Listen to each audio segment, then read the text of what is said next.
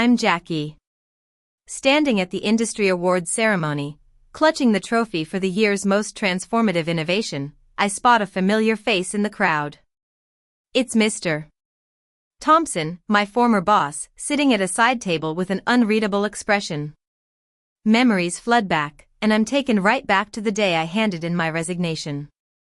I was born into a middle-class family. My father was a hard-working carpenter who always emphasized the value of integrity and hard work. My mother, a schoolteacher, instilled in me a love for learning and a strong sense of justice. I graduated from a local state college with top-notch grades, but unlike many of my colleagues, I didn't have rich family connections or an Ivy League degree. I landed a job at what was considered the premier firm in our industry. In the beginning, I was full of enthusiasm, always the first to arrive at the office and the last to leave. I volunteered for any project that others shunned, trying to prove myself. People used to tell me that I was quietly brilliant. I had a knack for spotting patterns that others missed and finding solutions in the most hopeless situations. I also couldn't stand by when I saw younger team members being bullied by supervisors, which, needless to say, didn't make me popular with management. 2 years ago, after a company restructuring, Mr. Thompson became my supervisor. He had a real talent for taking credit for other people's work. In team meetings, he'd often say, "Jackie's initial ideas had potential, but I molded them into something great." I'd spent countless nights perfecting presentations that he would then present as his own in executive meetings. One morning, I decided it was time to move on.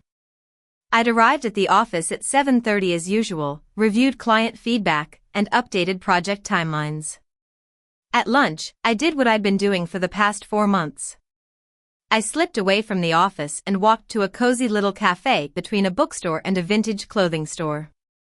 My colleagues thought I was either working out or listening to podcasts during these breaks, but little did they know that I was meeting with Miss Harper. Ms.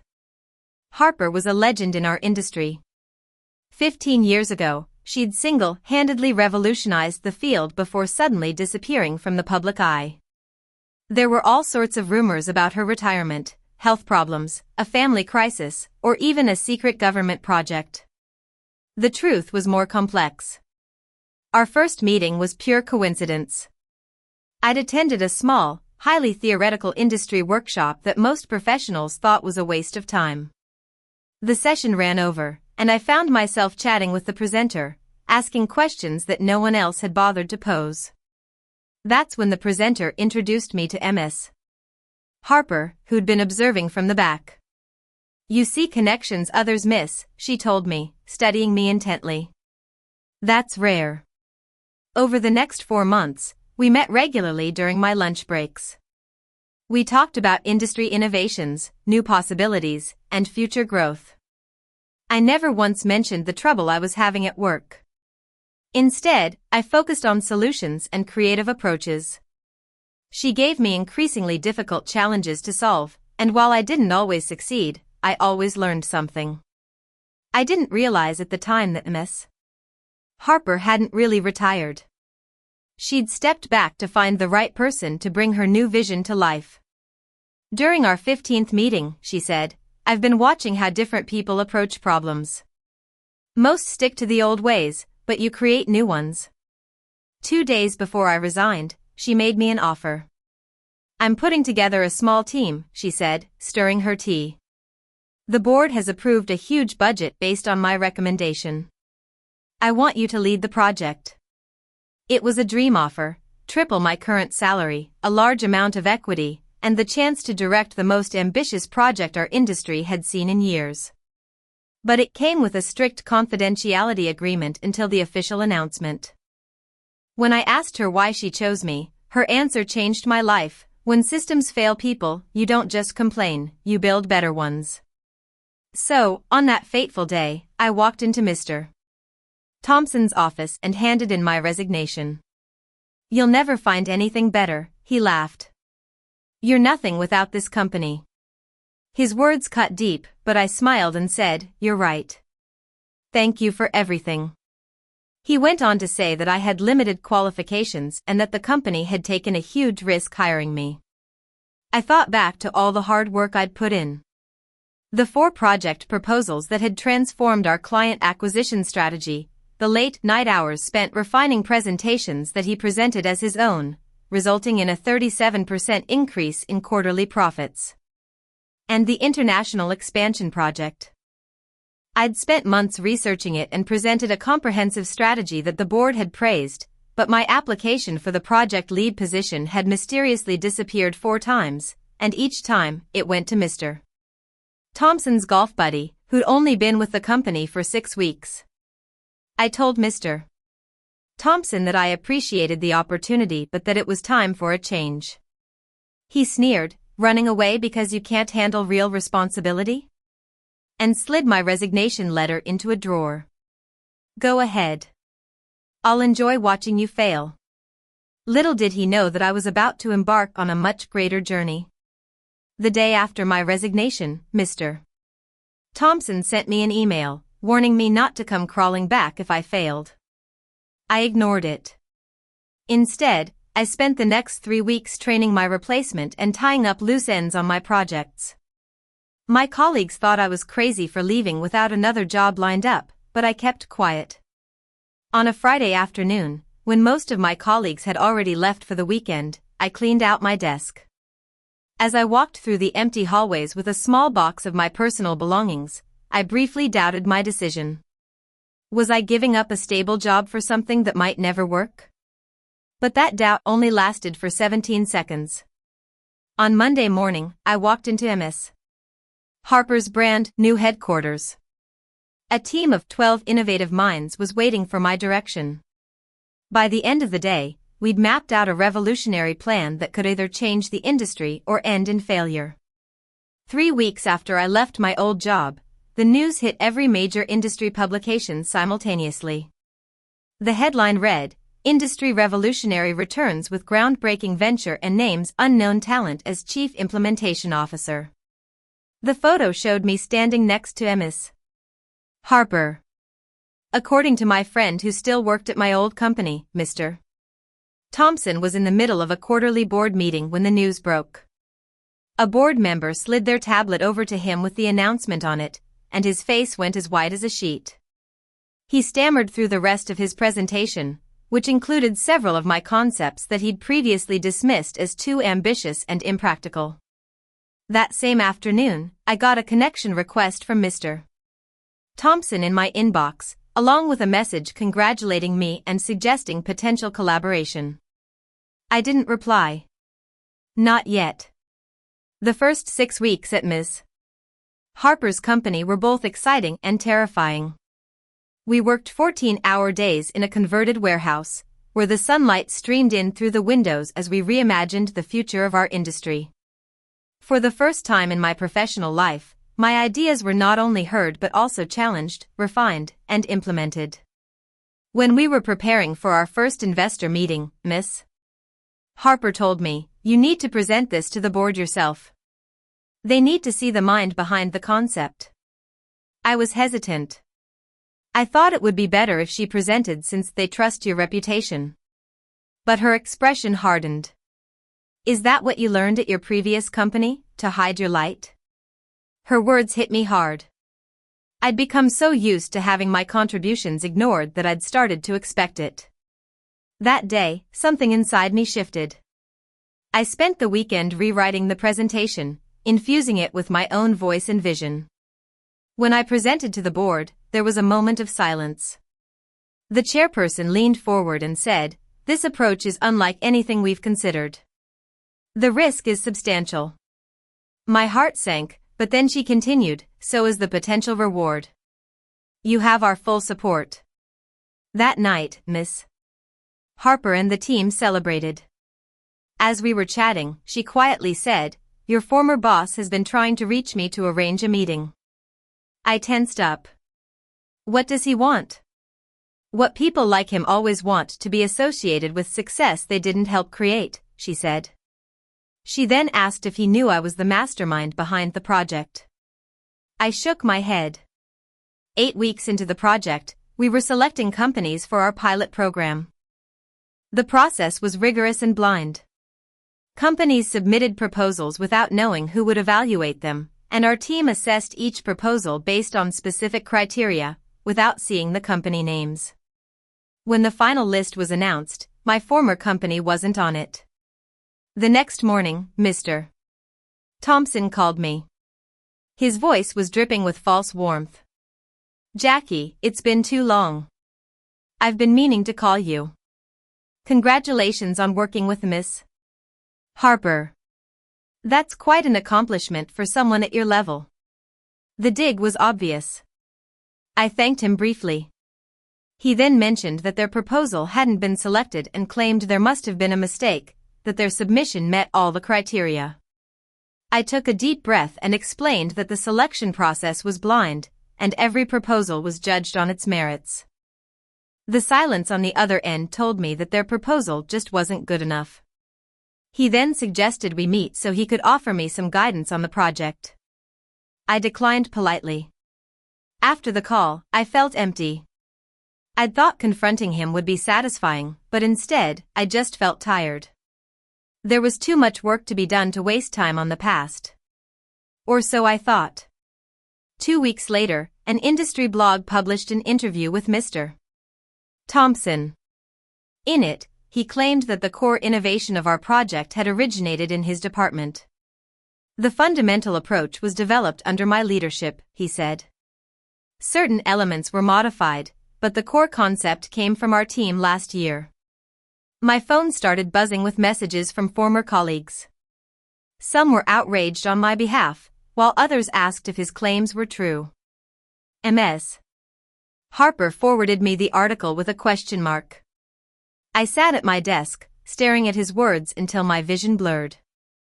This wasn't just about credit, it threatened the integrity of our project. Ms. Harper called an emergency meeting. "We need to address this immediately. Legal is preparing a cease and desist letter." I surprised myself when I said, "No. That's exactly what he wants. We need a different approach." I then shared the whole story of how Mr. Thompson had buried my proposals and taken credit for my work. I also had an idea. I proposed that instead of getting into a public fight over ownership, we should accelerate the next phase of the project. We would expand the pilot program to include 5 more companies, open applications to all qualified organizations, and use the same blind evaluation process. I said, if his company really understands the innovation like he claims, their next proposal should show it. If not, they'll expose themselves as liars. Ms. Harper was hesitant. "It's risky. We weren't planning to expand for another month." But I insisted that the team was ready. This way, the work will speak for itself. The next morning, we announced the expanded pilot program, and applications poured in, including one from my former company.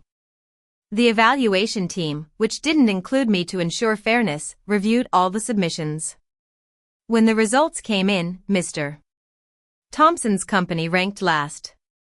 Their proposal showed a fundamental misunderstanding of the very innovation he claimed they'd developed. Instead of publicizing their failure, I had another idea.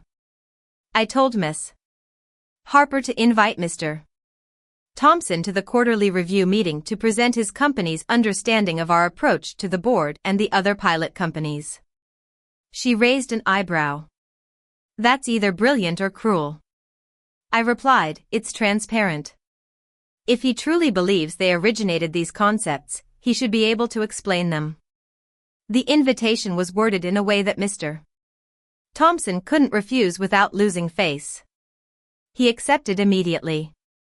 At the quarterly review meeting, Mr. Thompson arrived early, looking as impeccably dressed as ever. When he saw me, he grabbed my arm and pulled me aside. "I wasn't expecting to see you at this level. Will you be taking minutes?" I just smiled and said, "Not exactly." Before I could say more, Miss Harper called the meeting to order. She welcomed everyone, outlined the agenda, and then introduced me not only as the Chief Implementation Officer but also as the lead architect of the entire innovation framework. Jackie will guide us through the technical details, she announced. Mr. Thompson's face froze in shock and disbelief as I took the center stage and started my presentation. I explained the theoretical basis, the practical applications, and the early results from our first pilot group. When I finished, the room erupted in applause, except for Mr. Thompson, who sat there, staring at his hands.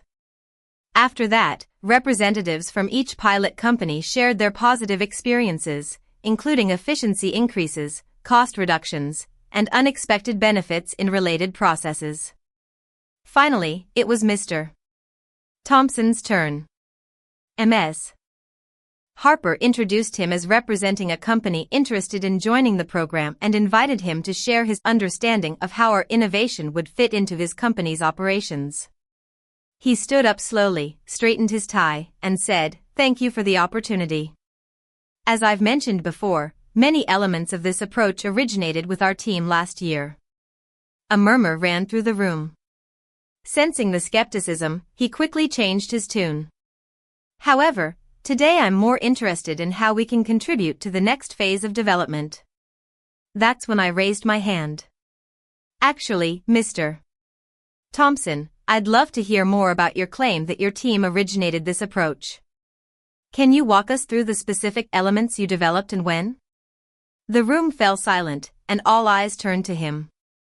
His confident smile disappeared. He cleared his throat and adjusted his watch. Well, I wouldn't want to bore everyone with technical details.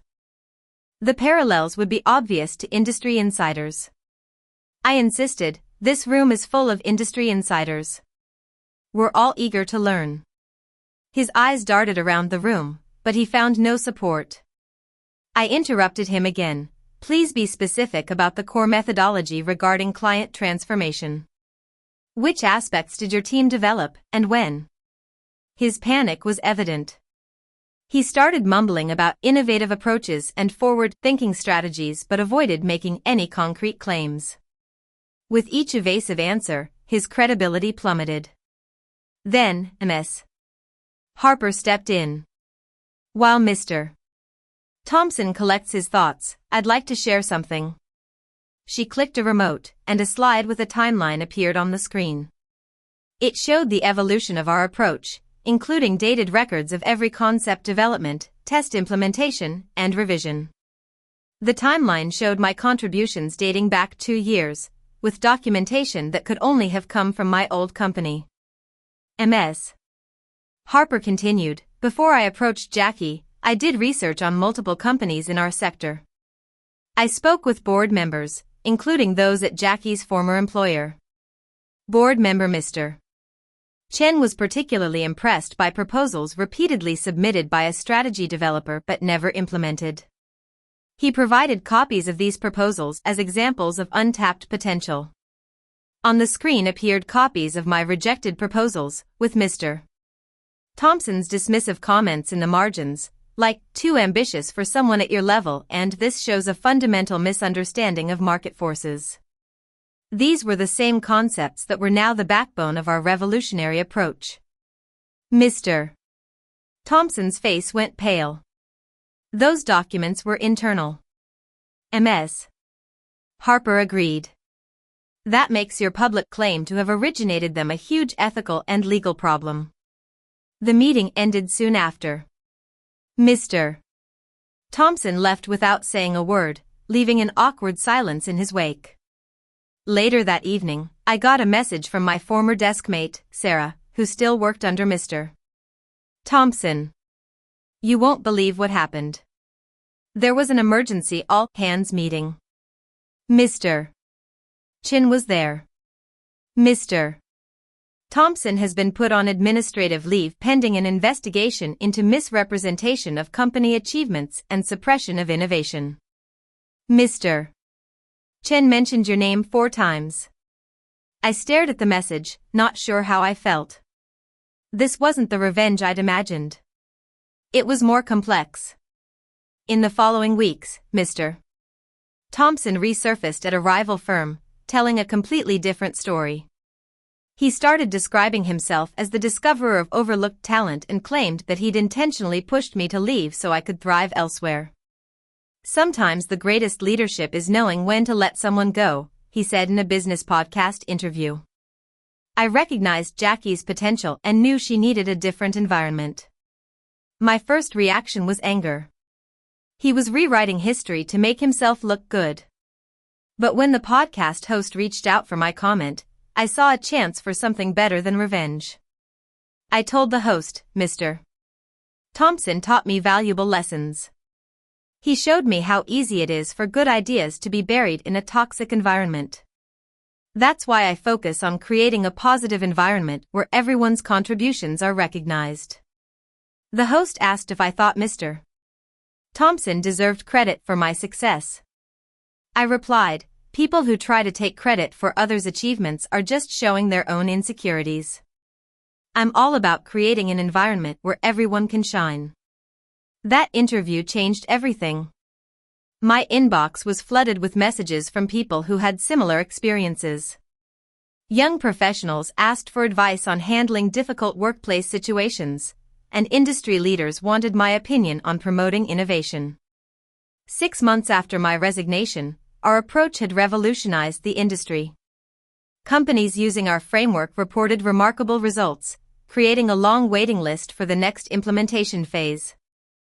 My former company finally qualified as a Tier 3 participant and had to pay a premium for late adoption. My signature was on the approval form, along with a Miss Harper's. And now, here I am at this awards ceremony. After the ceremony, Mr. Thompson approaches me at the reception. Congratulations, he says, extending his hand. I always knew you'd go far. I smile politely. Thank you. He then says, I've been thinking about our time together. There might have been some miscommunications about credit. I repeat, miscommunications? He lowers his voice. Look, we both know how things work in the business world. Everyone steps on a few toes to get ahead. I reply, that's where you're wrong. The best leaders lift others up as they rise. He gives me a dismissive smile. Sweet sentiment, but unrealistic in the real world. I gesture to my team celebrating across the room. Actually, it's working great for us. Our retention rate is 97%, and every team member has implemented at least